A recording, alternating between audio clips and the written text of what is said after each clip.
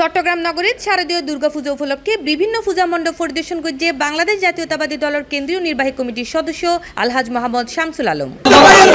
সেপ্টেম্বরের 30 তারিখ মঙ্গলবার তিনি বাকলিয়া থানাধীন 17 নং পশ্চিম বাকলিয়া ওয়ার্ডের 2 ও 18 নং পূর্ব বাকলিয়া ওয়ার্ডের 3 ও 19 নং দক্ষিণ বাকলিয়া ওয়ার্ডের উগ্র কোতোয়ালি থানাধীন 35 নং বক্সিরহাট ওয়ার্ডের উগ্র এবং 23 নং পাঠানটুলি ওয়ার্ডের উগ্র পূজা মণ্ডপ সহ সর্বমোট 8 পূজা মণ্ডপ পরিদর্শন করেন। এ সময় তিনি হয় আপনাদের সেই করোনা দয়া ছাড়া তো আর হওয়া সম্ভব না। আমাদের পাশে আপনারাও থাকবেন, আমাদের গোষ্ঠী যারা আছে তারা সবাই থাকবেন এবং আমাদের বৃহত্তর বাকলিয়ার সমস্ত লোকই আমাদের সাথে থাকবে।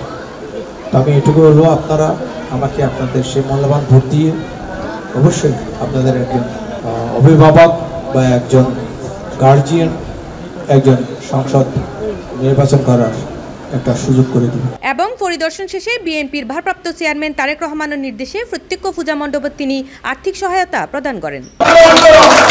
C+ TV, Chittagong.